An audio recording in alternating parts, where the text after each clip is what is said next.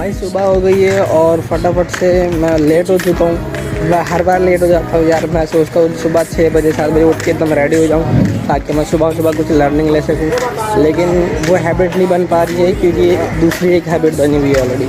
तो दूसरी हैबिट बनाने के लिए कुछ कर रहा हूँ। और अभी कल से मेरे अब्बू ने अंडा उबाल के दे दिए। घर पे चिकन कल से बना हुआ है।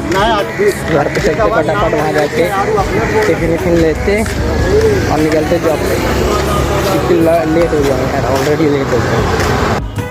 आज जहाँ से मैं जा रहा हूँ मेरे बाजू में नाला है, सॉरी नदी है। तो बोलते थे कि हकीकत मुँह से निकल ही जाती है।